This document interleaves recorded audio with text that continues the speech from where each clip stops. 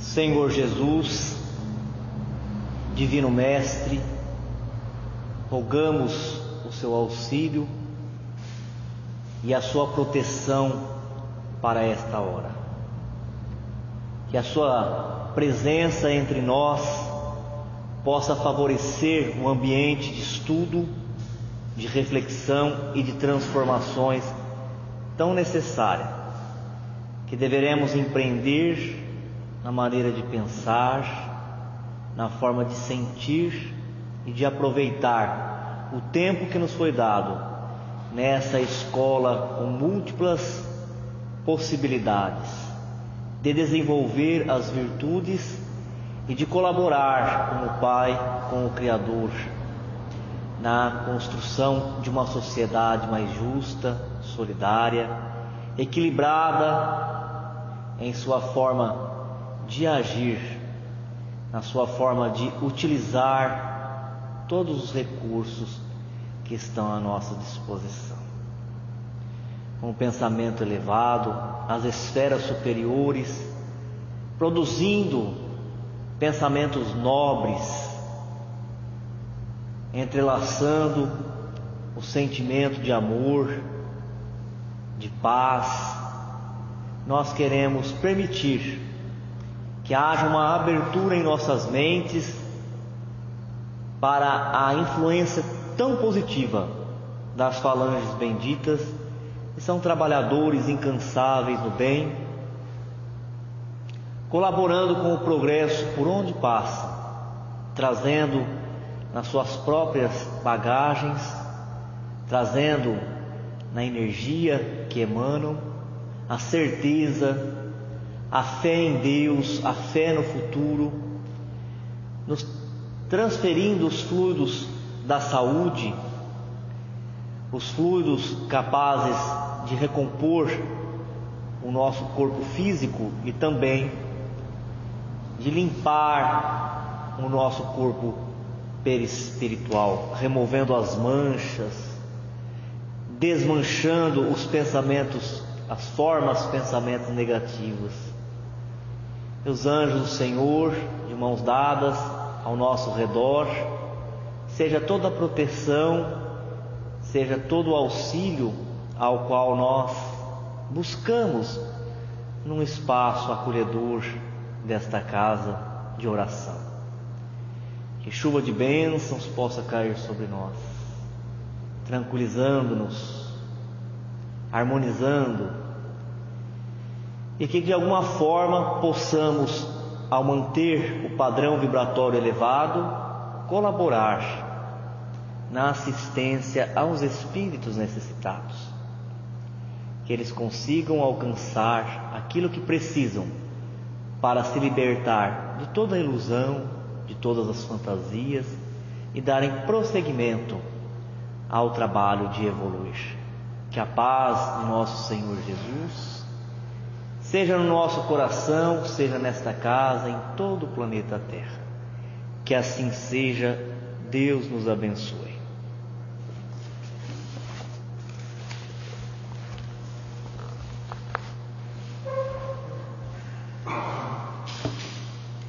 Boa noite a todos. O roteiro 4, ele traz o tema a felicidade atual e a felicidade futura. É ainda aqueles temas que fazem parte do módulo 1 do livro 4, intitulado Esperanças e Consolações. Fala para nós espírita aquilo que nós estamos rotineiramente habituados a ouvir, que a felicidade ela não é possível num mundo transitório, porque a felicidade colocada aqui é uma felicidade espiritual, não é uma felicidade material. A felicidade espiritual, ela só se concretiza, ela é o coroamento do trabalho de evolução de espírito. Mas a encarnação onde nós estamos colocados, esse presente, esse eterno presente, porque a gente vai estar sempre vivendo no presente, é importante na construção dessa felicidade. e não pode ser negligenciado, né? Então essa felicidade ela não é possível no mundo de transição, então não vale a pena ter esperança, ter otimismo.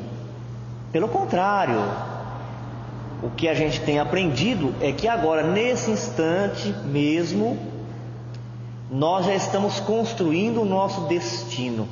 Isso é maravilhoso, porque quando você tem aquela concepção que alguém prepara o seu destino, aí qualquer coisa que você faça não tem validade nenhuma, porque já está escolhido, já está decidido, não tem mudança.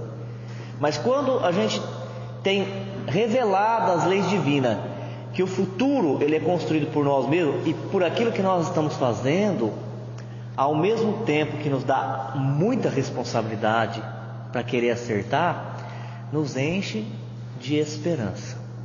Que mundo de transição é este? Também não é novidade para o espírita, aquele que está habituado a vir na casa espírita, ou ler, ou acompanhar pelo rádio, pela televisão, as palestras espíritas, pela internet. Não é novidade. O mundo de transição que nós estamos é a passagem do ciclo do planeta de prova e expiação, caminhando para o planeta de regeneração.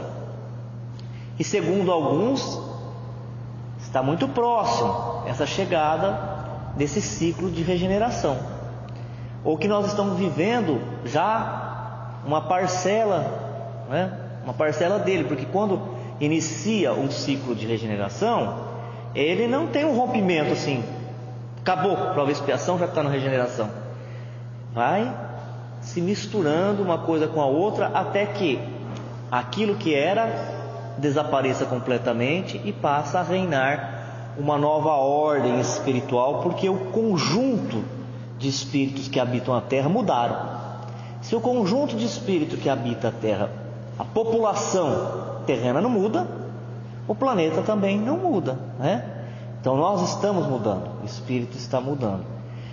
Mas nessa fase de transição, ainda dois motivos muito fortes, tem vários outros que a gente já estudou, mas dois motivos muito fortes nos traz para a encarnação: ou prova ou expiação. Por isso que não dá para ser inteiramente feliz do ponto de vista espiritual, porque se a pessoa está expiando, ela está sentindo na pele um desconforto, alguma coisa que ela desequilibrou no passado, ou ela fez desgastando o próprio corpo físico e espiritual, ou ela fez para o corpo alheio, entendendo como corpo alheio o corpo da outra pessoa, ou um corpo, uma comunidade, porque uma comunidade também é um corpo. E se está em prova, também está passando por pressão. As duas coisas estão nos levando a evoluir. Quando o palestrante fala, para que nós estamos encarnados? Aí todo mundo, já decorou, né? Para evoluir. As duas coisas servem para evoluir. Quem não resgata o passado não evolui. E quem não passa por prova, por teste, não evolui. Porque se não acontecer nada, ficar assim, igual nós estamos aqui agora, estamos num lugar de paz, de tranquilidade. Não parece que é bom? E é bom mesmo. Mas se nós ficássemos assim, um dia, uma semana, não acontecesse nada diferente, ninguém falasse nada diferente do que a gente gosta de ouvir, nós não tivéssemos que ir em busca de nada para atender as nossas necessidades, um mês, um ano, 10 anos, 90 anos, nós voltaríamos para o mundo espiritual igual, do mesmo jeito. Então a prova é isso, é uma pressão. A gente parece que só age por pressão, né? Quando a gente é provocado, quando a gente precisa, a gente vai atrás para achar uma solução para um problema, para resolver alguma coisa, para ajudar. E aí então a gente movimenta um monte de força, um monte de energia dentro de nós mesmos e a nossa inteligência, e evolui. Então, do ponto de vista espiritual, nós vamos ler o comentário de 3 espíritos que trouxeram mensagem a respeito disso. A felicidade num mundo de transição como o nosso, de provas e expiação, mas já na transição, ela é relativa. ela é relativa. Segundo o que ele nos traz, do ponto de vista material, o que seria a felicidade do ponto de vista material? É ter a posse daquilo que é estritamente necessário. Aquele que tem só aquilo que é necessário para ele viver, materialmente, ele é feliz. Mas e para saber o que é necessário? Porque cada um tem uma necessidade, não é verdade? Cada um tem uma necessidade. Para quem trabalha ali no centro da cidade, carro é desnecessário. Mas para quem trabalha em Rio Preto, é uma necessidade. É tudo muito relativo. Aí então é que é o bom senso de cada um saber aquilo que é realmente necessário. Não é de um ficar juiz do outro, vigia do outro. É cada um falando com o seu próprio espírito, porque o que eu fizer para mim mesmo vai me trazer paz, tranquilidade e felicidade. Não é o que o outro pensa de mim, né? Porque muitos dos espíritos que encarnam na Terra, diz aqui os benfeitores, eles deixam de ser o usufrutuário, né, aquele que usufrui do bem material, para ser o escravo dele. Inverte a relação. Então, se eu tenho lá os bens materiais, todos eles pertencem à Terra. Se eu utilizar, enquanto eu estou encarnado, com responsabilidade, sem desperdício e sem apego, e fazer daqueles objetos que estão à minha disposição algo que me engrandeceu, que me enriqueceu espiritualmente, sem problema nenhum. Mas muitas vezes nós somos pegos pela ilusão e a relação inverte. É aí que gera o sofrimento. Ao invés da gente ser o dono, a gente passa a ser o escravo dos bens terrenos. E aí já não existe mais felicidade. Então, se uma pessoa tem muitas posses na terra e ela está enriquecendo também espiritualmente, tem algum problema? Nenhum. O problema é só se a mente dela se cristalizar, se materializar de uma tal forma que ela se identificar com os objetos e achar que ela é importante e que ela tem valor por causa das coisas que ela tem. Porque na hora que ela deixar de ter na desencarnação, ela vai fazer o que lá no mundo espiritual? Que deixa de ser um mundo de terceira dimensão, né? Nós estamos no mundo de terceira dimensão, altura, largura e comprimento, para entrar, quando nós não temos corpo, no mundo dimensional, no mundo de vibração. E como é que a gente age? Qual é a bagagem que a gente vai agir, vai levar no mundo de vibração?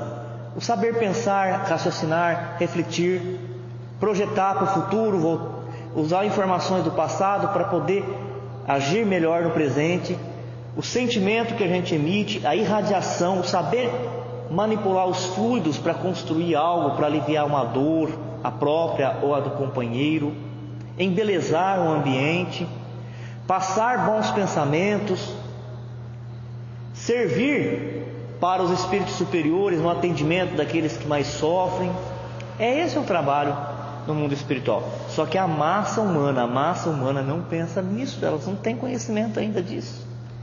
Então ela vive uma vida mecânica, desencarnou, não sabe o que fazer, fica parado, esperando que alguma coisa vai acontecer. Por isso que o nosso amigo André Luiz, lembra do André Luiz? Nosso amigo, companheiro, né? Ele diz: é necessário já na encarnação demorou para a gente entender isso. Eu, pelo menos, demorou. Adestrar órgãos para viver no mundo espiritual. Eu falei, meu Deus, mas órgãos nós temos aqui, né? Coração, mão, pé, cabeça.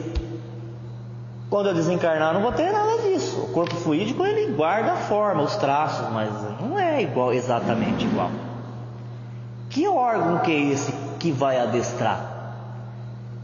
Os órgãos que nós vamos adestrar é os órgãos que nós estamos adestrando agora, porque conforme nós estamos falando, cada um está pensando aí, não está? Pensando no seu mundo íntimo, lembrando de algumas coisas que já viveu, lembrando de algumas coisas que já leu, que já ouviu, concordando ou discordando, este movimento interno, porque é essa força que nós somos, que nós sentimos, pensamos, que nós vamos levar no mundo espiritual. Então vamos analisar algumas passagens que estão na codificação, foram trazidas por alguns espíritos que viveram como homens na terra, depois eles retornam e vêm trazer a sua colaboração, mostrando por que existe uma felicidade relativa e uma felicidade verdadeira, real. Alguns homens, relativo ao planeta de prova e expiação, são felizes, de acordo com o que se entende de felicidade aqui.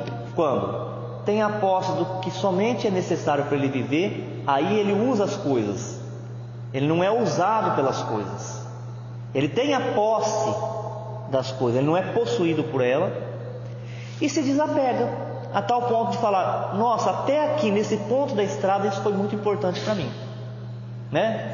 Com dinheiro eu alimentei, sustentei minha família, eu eduquei os meus filhos, eu colaborei com a minha sociedade, eu cuidei do meu corpo para ele não adoecer, para ter higiene, para ter roupa. Agora aqui eu não vou precisar mais, porque eu vou me desembaraçar do corpo, eu vou me desligar dele, e para onde eu vou não leva dinheiro, não leva carro, não leva título, não leva posição social, não leva nada disso. Então, se a pessoa está na posição social e ela aceita a responsabilidade para poder ajudar os que estão ao redor, fazer luz, isso é motivo de crescimento espiritual. Mas a pessoa se apega também, né? Tem gente assim que se apega, né? Eu sou professor, eu sou médico. Será que nós somos mesmo? Professor e médico e operário e mecânico? Mas tem gente que se apega e se identifica tanto com isso, que quando não é mais, não pode ser mais, não sabe fazer mais nada, não sabe mais o que é, perde a sua identidade de espírito imortal, perde a sua identidade. Então vamos ver o que fala o primeiro espírito aqui da noite. É François Nicolas Madeleine. Eu trouxe essa mensagem em 1863 em Paris. Não sou feliz, a felicidade não foi feita para mim, exclama geralmente o homem em todas as posições sociais. Olha a observação que o espírito de François faz. Em todas as posições sociais ele ouvia quando estava encarnado, e agora como espírito ele ouve. Na classe pobre, dos mais miseráveis, na classe média alta, nos ricos, nos milionários, em todo lugar ele ouve a pessoa falando: eu não sou feliz.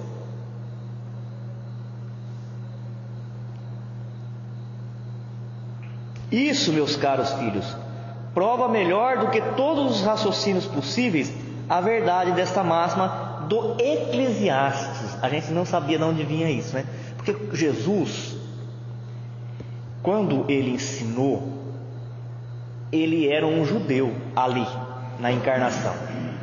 Como espírito, ele é o Cristo, o sol da imortalidade, o rei dos espíritos. Mas ali encarnado, na personalidade que ele estava animando de Jesus de Nazaré, ele era judeu, estava como judeu. Então Jesus ele não trouxe nenhuma inovação no ensino, ele se utilizou dos ensinos que já estavam nas escrituras sagradas, que já tinha saído da boca dos profetas, da boca de Moisés. A diferença de Jesus em relação a qualquer profeta, a qualquer outro missionário, é que Jesus tinha propriedade no que ele falava. Melhor do que ser qualquer dos melhores palestrantes, orador, é ter propriedade no que você fala. O dia que a gente conseguir fazer o que nós falamos, aí nós alcançamos o patamar de evolução. Por que eu estou falando isso? Porque a gente fala assim: nossa, quem falou isso daí? Foi Jesus. Mas olha só, já estava em Eclesiastes, um livro muito antigo do Velho Testamento. Então o François, ele vai evocar o que está lá na Eclesiastes. Ele fala, contra fatos não há argumentos contrários. Eu ouço, ele está falando, eu sou um ser vivente, é uma experiência minha, e qualquer um que ficar atento vai ouvir que em qualquer posição social, as pessoas vão falar que elas não estão satisfeitas, que elas não estão felizes.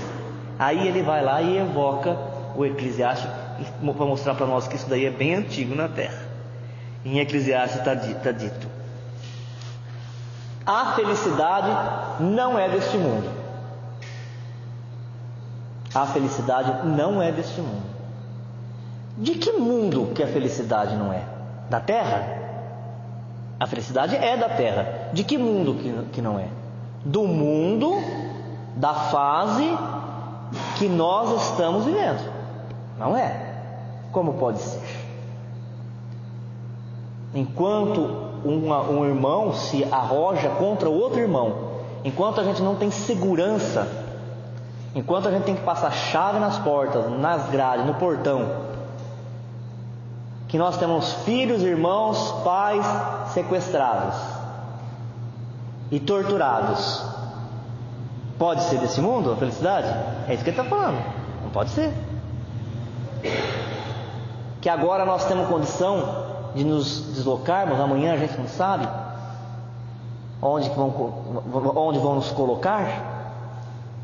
Então é nesta fase do egoísmo, do orgulho que a Terra vive, que a felicidade não é ainda experimentada em toda a sua magnitude. Aí algumas pessoas falam, eu sou feliz, porque às vezes está numa encarnação de tranquilidade, porque a gente não pede todas as provas numa só. Algumas encarnações a gente passa assim quase que desapercebido, e relativamente ao que os outros estão vivendo, a gente até fala, eu sou feliz, né? Aí a gente se prepara numa encarnação às vezes mais tranquila para depois fazer os enfrentamentos. Então, quem na Terra consegue realmente ser feliz do jeito que se entende felicidade, felicidade espiritual? Quem já alcançou a felicidade? Aquele que se purificou. O espírito puro é feliz.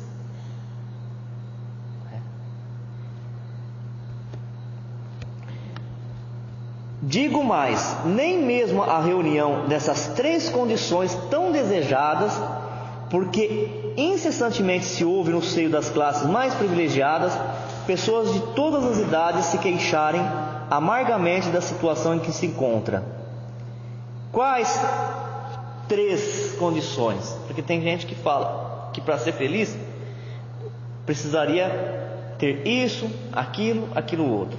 Ele fala, nem quando as pessoas têm as três condições, ela está desfrutando das três condições, ela não sente, não usufrui ainda, a maioria, essa felicidade. Qual seria? O que um mundo assim as pessoas mais desejam, ou elas acham que se ela tivesse, elas seriam felizes?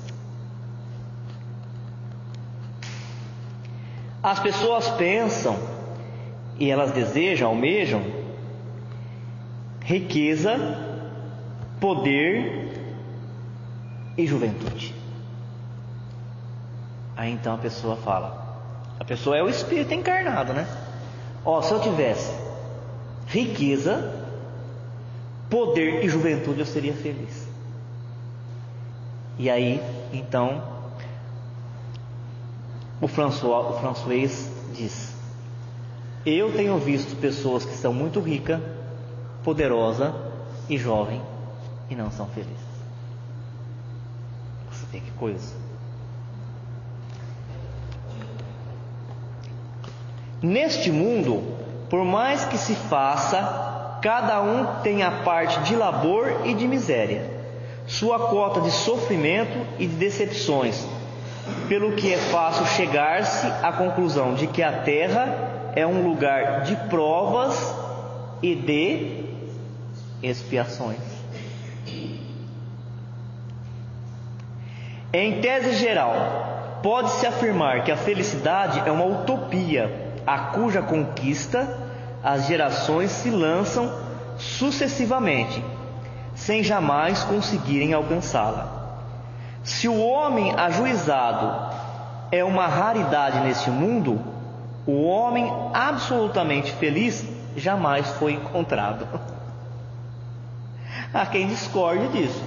É a opinião desse espírito. Tem gente que discorda, mas é a experiência de vida dele, é o que ele tem percebido, tanto quanto o tempo que ele ficou aqui na terra, quanto o tempo que ele já está no mundo espiritual. Aquilo em que consiste a felicidade na terra é coisa tão efêmera para aquele que não se deixa guiar pela ponderação, que por um ano, um mês, uma semana de satisfação completa, todo o resto da existência é uma série de amarguras e de decepções. Agora nós vamos ver o que o Emmanuel diz a respeito disso. Qual é a contribuição que ele nos dá? A nobreza de caráter, a confiança, a benevolência, a fé, a ciência, a penetração, os dons e as possibilidades são fios preciosos, mas o amor é o tear divino que entrelaçará, tecendo a túnica da perfeição espiritual. A disciplina e a educação, a escola e a cultura, o esforço e a obra são flores e frutos na árvore da vida. Todavia o amor é raiz eterna. Mas como amaremos no serviço diário? Renovemo-nos no Espírito do Senhor e compreendamos os nossos semelhantes. Auxiliemos em silêncio, entendendo a situação de cada um, temperando a bondade com a energia e a fraternidade com a justiça. Ouçamos a sugestão do amor a cada passo na senda evolutiva. Quem ama, compreende, e quem compreende, trabalha pelo mundo melhor. Então, o que nós vamos perceber aqui nas considerações do Emmanuel é que ele concorda com a opinião de François, mas ele vai dando um encaminhamento. É verdade que nós estamos vivendo essa fase de prova e expiação, mas é necessário a gente se encaminhar para uma outra fase. E aí, conforme nós vamos fazendo o bem, o amor ele vai surgindo como uma força natural. Porque o amor, ele não dá para improvisar. Não dá para improvisar. Desde que a gente é criança, a gente ouve falar do amor. Mas o amor, ele vai crescendo devagar conforme nós vamos nos envolvendo com a responsabilidade do serviço. Porque se a gente ficar só na filosofia, no poema, a gente não consegue construir nada e nem saber realmente o que é o amor, nem sentir esse amor. A gente então vai ver lá que quando uma fera, um animal selvagem está lambendo o seu filhote, ele já está treinando o amor. Só que dali até a angelitude, quanto graduação não tem o amor? Como ele vai se dilatando, né? Como ele vai se dilatando? O amor de irmão, o amor de mãe, o amor de pai, o amor de um espírito pelo um grupo vai se agigantando. O amor de um pai e da mãe não é maravilhoso? É, mas o amor de um espírito igual ao do Bezerra não é maior?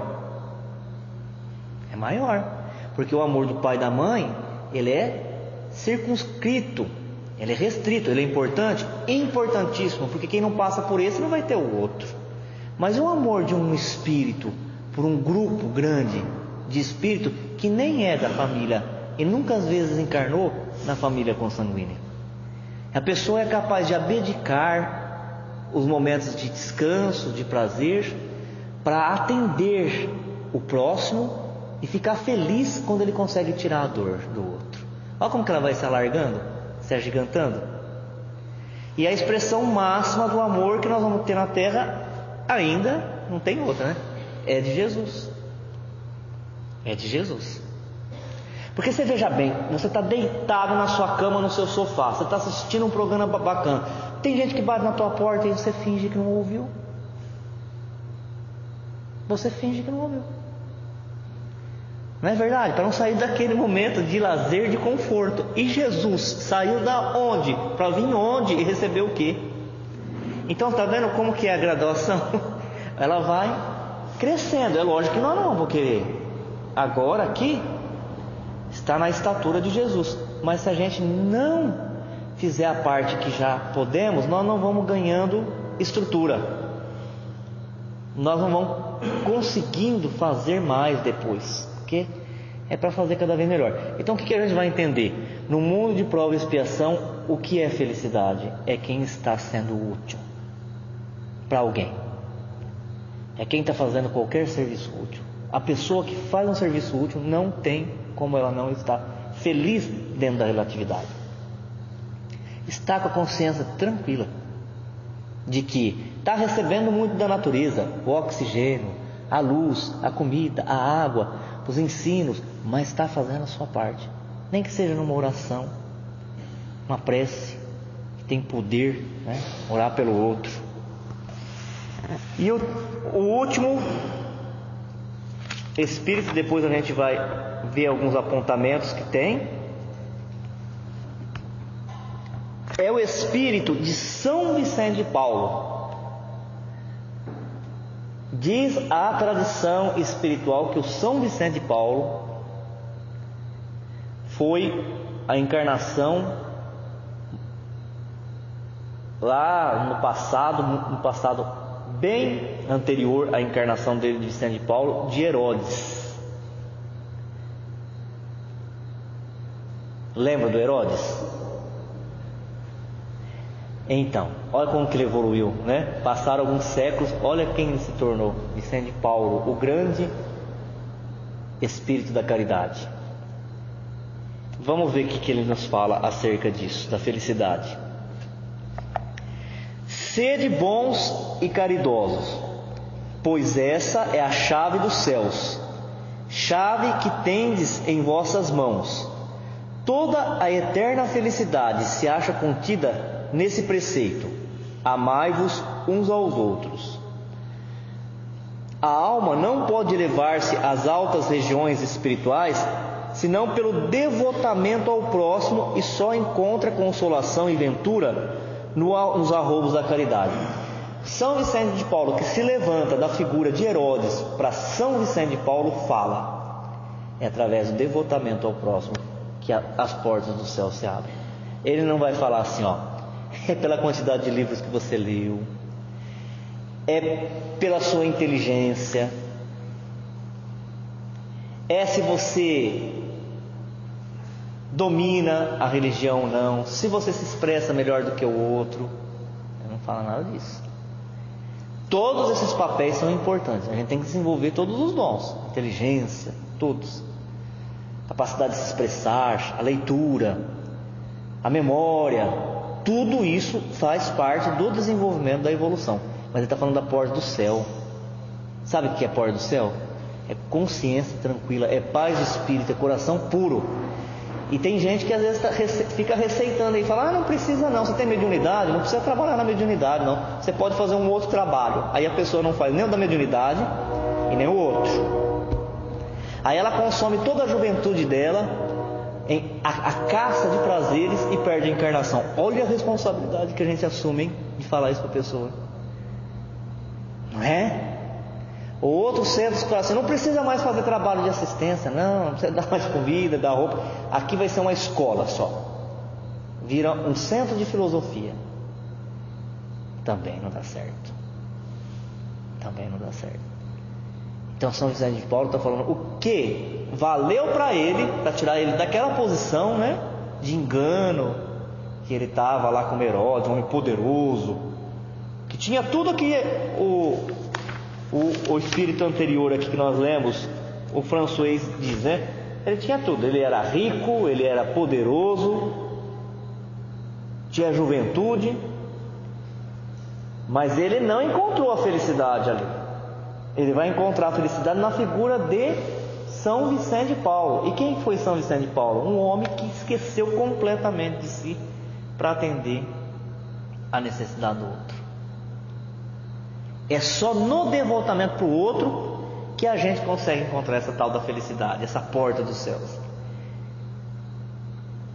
E muitas vezes a gente cai no nosso passado, né? Eu não quero mais saber dos outros. Estou cansado de ajudar os outros. Eu só ajudo os outros e só recebo pancada. O povo não fala isso? Não tem problema. Continua, tem que continuar. Porque se você cair de novo, né? Despencar da onde você está agora, que é o que você quer ser, para aquilo que você já era na outra encarnação, aí você perdeu a encarnação. Porque na outra, pode ter certeza que nós ficávamos pensando só em nós mesmos. A gente queria a comodidade, queria que o mundo acabasse em barranco para morrer encostado. Nessa nós estamos melhor, nós sabemos mais, nós temos mais conhecimento. Só que nós ficamos muito tempo naquela outra forma de viver, aquela assim, cada um por si e Deus para todos. E nós conseguimos encontrar a felicidade fazendo isso, agindo assim? Não conseguimos. Então vamos tentar desse jeito. Quem ora pelos outros esquece de si mesmo. Quem vai em busca de atender a necessidade do próximo esquece da própria dor e vai liberando a luminosidade que está na sua própria alma.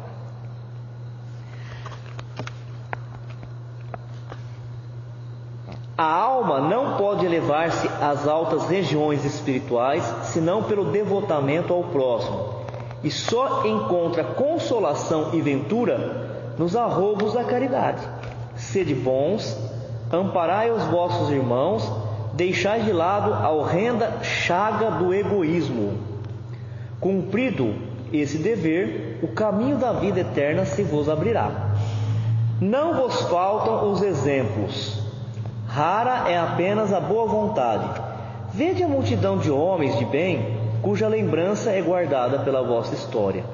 O Cristo não vos disse tudo o que tem relação com as virtudes da caridade e do amor? Por que deixar de lado os seus divinos ensinamentos?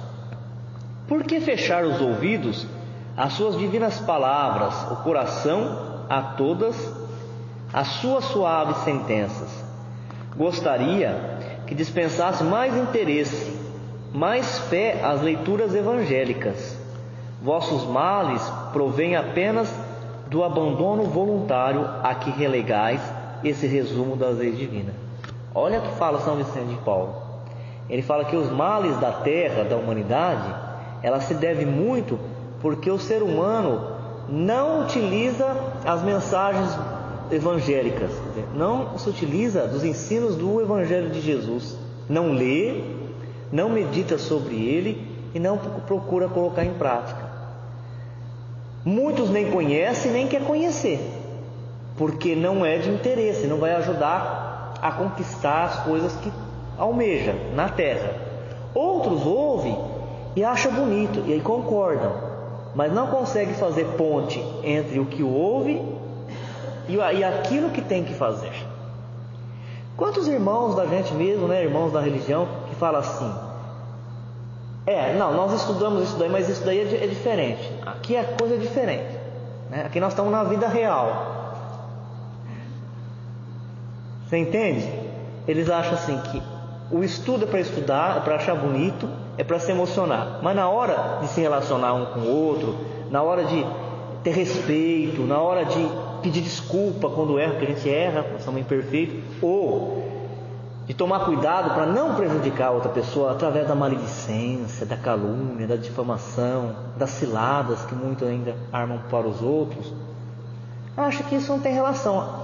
Essa é a vida de verdade. Lá dentro da religião é a vida da emoção, das palestras que faz a gente ficar arrepiado, chorar. Aí depois a gente se desliga e volta a ser como sempre fomos. É isso que ele está falando. Se a humanidade tivesse nesses 2000 anos parado mais para ler o Evangelho e falado: nossa, eu tenho que fazer isso, ou eu tenho que tomar cuidado para não fazer aquilo, porque aqui está revelada a lei divina. Se eu tiver inteligência, sabedoria para compreender essa lei e agir de acordo com ela, eu vou trazer consequências positivas. Eu vou estar construindo um corpo na outra encarnação melhor, uma família que me dê mais condições, uma cidade, uma cultura, né? Que é assim que a gente vai evoluindo, de degrau em degrauzinho.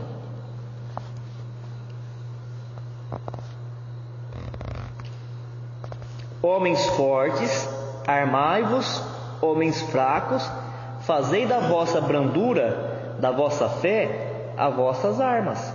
Sede mais persuasivos, tende mais constância na propagação da vossa doutrina. Agora, para encerrar, nós vamos ver os aspectos que garantem a felicidade atual e futura.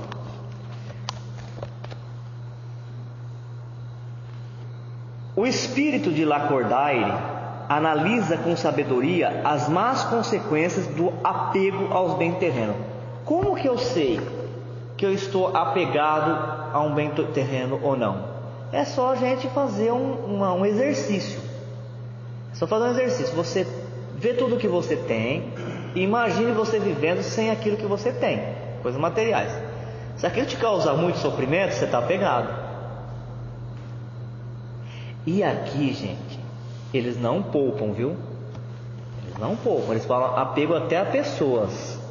Olha o que ele fala aqui, ó. O apego sempre reflete, porque às vezes a gente quer amenizar, né? A gente quer soprar as coisas nossas, os nossos erros, né? Ah, eu tenho esse erro, mas todo mundo tem, mas pelo menos o meu erro é um erro de bondade, de amor. Olha o que eles falam. O apego sempre reflete imperfeição moral, seja ele direcionado aos bens materiais ou a pessoas. Ai, eu não vou sofrer por nada se eu desencarnar. Eu não ligo para carro, eu não ligo para cá, mas para aquela pessoa, meu filho, meu irmão, meu tio, é apego do mesmo jeito. Quer ver? Estou falando para mim mesmo, viu, gente? É que alguém tem que falar aqui, né? Pode ser você, eu sento aí e vocês falam, alguém tem que falar.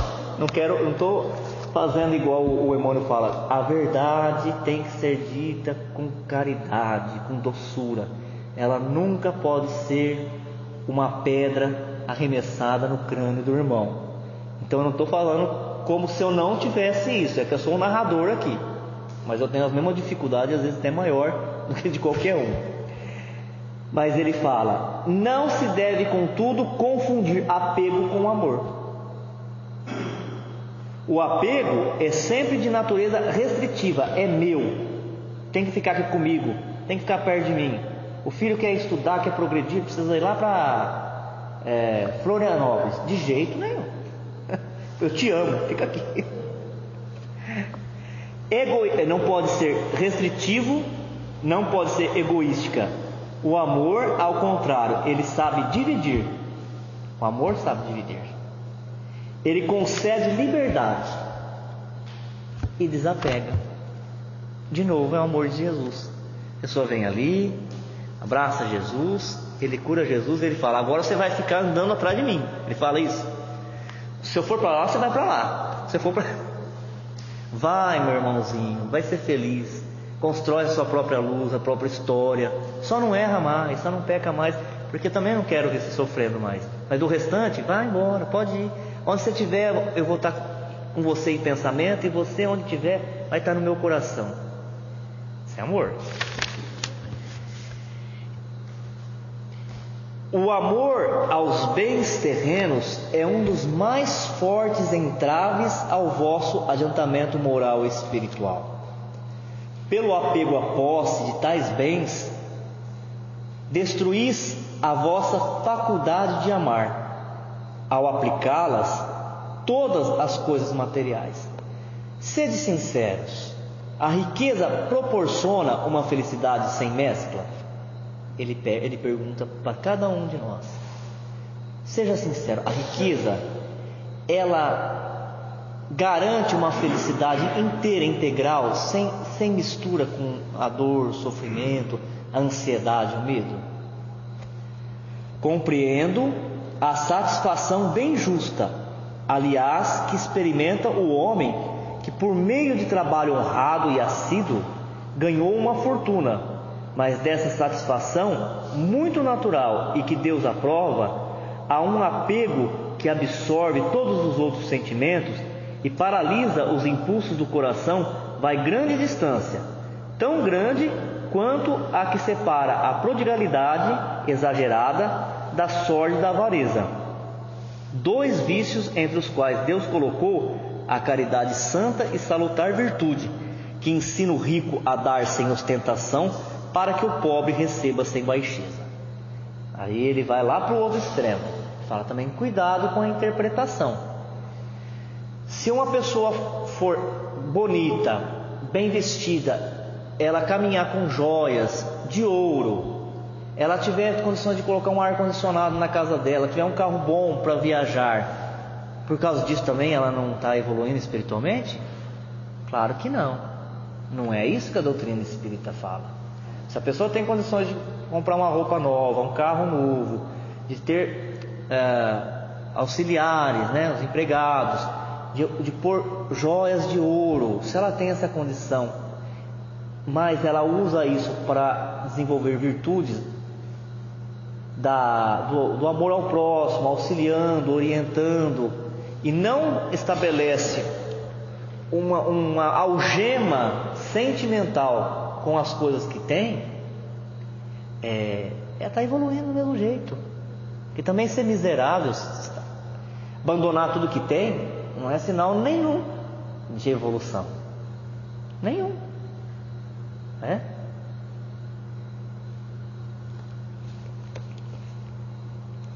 Nada vos pertence na terra, nem mesmo o vosso próprio corpo.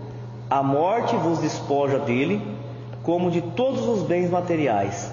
Sois depositários e não proprietários. Não vos enganeis sobre isso. Deus vos emprestou e tereis que restituir. E Ele vos empresta com a condição de que o supérfluo, pelo menos, reverta em favor dos que não têm sequer o necessário. Então, toda a riqueza que tem na terra, mesmo aquela que algumas pessoas conseguiram pelo trabalho, honesto, honrado, acumular, não é dela. Ela está administrando. Qual é a prova disso que não é dela? Ela desencarna. Aí o que ela fala? Eu vou desencarnar, aí eu vou deixar para o meu filho e vou deixar para os meus netos. Isso também não é verdadeiro. Hoje está meio forte, a lição, Sinto muito, gente, mas eu tenho que falar conforme ela é. Tudo isso está no Evangelho segundo o Espiritismo, é invenção nossa. Quando a pessoa quer dar alguma coisa para alguém, ela já deixa em vida. Porque se ela deixar depois que ela morreu, então ela não doou, ela não transferiu. O que ela fez? Exatamente. Ela foi obrigada a deixar. Porque se pudesse levar, ela levava para falar: não, eu vou levar mais um pouquinho, porque vocês não vão saber cuidar, vocês vão gastar tudo. É bem isso mesmo. Os bens que Deus vos confiou despertam nos vossos corações ardente e desvairada cobiça. Já pensastes, quando vos apegais imoderadamente a uma riqueza perecível e passageira, como vós mesmos, que um dia tereis de prestar contas ao Senhor daquilo que vos veio dele? E aqui nós estamos falando, a gente pensa sempre numa riqueza uma fortuna muito grande, mas tem gente que não é capaz de emprestar um livro para a gente. Não é capaz, olha o apego. Eu empresto todos os livros, mas esse livro aqui eu não empresto. É um apego. Por que você não empresta? Não, porque este é muito bom. Vai que eu empresto, a pessoa não devolve mais. Conhecimento não se amarra, não se segura, passa para frente. É em vão que procurais iludir-vos na terra, colorindo com um nome de virtude o que muitas vezes não passa de egoísmo.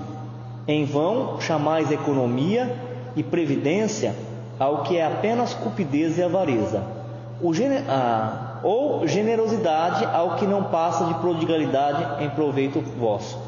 É a linha do equilíbrio que a gente tem que buscar. A gente não pode nem desperdiçar tudo, desprezando, e nem guardar e se apegar. As duas coisas são ruins para o espírito. As duas coisas. Nós vamos ver lá na parábola do filho pródigo, o filho mais novo que saiu gastando tudo que o pai deu e ele sofreu. Mas nós vamos ver também alguns espíritos se queixando porque foram muito seguros, avaro, né? A gente estudava o livro de André Luiz, um dos livros de André Luiz, e ele relatava uma situação em que os espíritos em grupos, eles estavam numa região do mundo espiritual, uma região inferior. Não que Deus e Jesus pediu para ninguém fazer isso, mas tem alguns espíritos que acham que eles são juízes dos outros, né? Então ele levava esses grupos de espírito para essa região, no mundo espiritual, e eles passavam um aparelho como se fosse esse detector, né? Então ele ia passando assim na aura, na vibração da pessoa e falava: você vai para lá, junto com aqueles ali. Depois passava no outro, falava: você vai para lá. Aí na hora que ele chegou, um espírito chegou lá naquele grupo que ele foi colocado, ele percebeu que todos que estavam ali eram pessoas que foram muito avarentas aqui na Terra. Aí então ele chamou um dos instrutores ali, não podemos falar que é instrutor porque era uma região de sombra. Um dos capatazes ali chamou e falou: vem aqui, eu não quero nem reclamar porque eu estou aqui nesse lugar, estou percebendo que é um lugar muito carregado, muito pesado, nem quero reclamar disso, eu até aceito estar aqui. Agora eu tive aqui me entretendo com os companheiros desse grupo que vocês me colocaram, e eu percebi aqui que esse pessoal aqui foi avarento lá na Terra. Vocês equivocaram, vocês estão enganados, isso daí eu não fui. Sabe por quê? Eu passei mais de 50 anos dentro de uma biblioteca empoeirada, no meio de livros.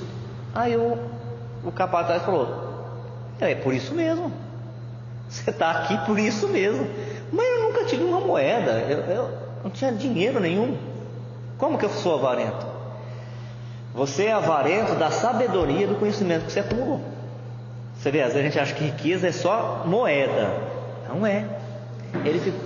Ele não passou conhecimento, não foi útil. 50 anos ali no meio de um conhecimento que não era dele. Porque um livro, ele é a conquista de quantos espíritos que encarnou várias vezes na Terra? De uma humanidade toda. É o conhecimento da humanidade acumulado. Então não pertence a uma pessoa. Então quem tem essa dádiva de ganhar um conhecimento, assume naquele momento o compromisso de distribuir. Você vê? Ele ficou decepcionado. Ele não estava reclamando, se queixando de não estar num lugar bom, mas ele ficou decepcionado de ser julgado como um avarento. E era. Vamos encerrar. Infelizmente, no homem que possui bens de fortuna, há um sentimento tão forte quanto o apego aos mesmos bens. É o orgulho. Esbanjar a riqueza não é demonstrar desprendimento dos bens terrenos, é descaso, é indiferença. Como depositário desses bens, o homem não tem o direito de dilapidar, nem de confiscar em seu proveito. Prodigalidade não é generosidade, é muitas vezes uma forma de egoísmo. Alguém que esbanje as mãos cheias o ouro de que disponha para satisfazer uma fantasia, talvez não dê um centavo para prestar um serviço. O desapego aos bens terrenos consiste em apreciar a riqueza no seu justo valor, sem saber servir-se dela em benefício dos outros, e não apenas em benefício próprio, e não sacrificar por ela o interesse da vida futura, em perdê-la sem murmurar, caso apraza a Deus retirá-la. Ponderai, sobretudo, que há bens infinitamente mais preciosos do que os da terra, e essa ideia nos ajudará a desprender-se desses últimos. O pouco apreço que se ligue a uma coisa torna menos sensível à sua perda. O homem que se apega aos bens terrenos é como uma criança que só vê o momento presente. O que dele se desprende é como um adulto que vê as coisas mais importantes, por compreender essas palavras proféticas do Salvador: o meu reino não é deste mundo. O Senhor não ordena a ninguém que se despoje do que possua, condenando-o assim a uma mendicidade voluntária. Portanto, quem assim agisse, tornar-se-lá uma carga para a sociedade. Proceder desse modo seria compreender mal o desprendimento dos bens terrenos, um egoísmo de outro gênero, porque seria o indivíduo eximir-se da responsabilidade que a riqueza faz pesar sobre aquele que a possui.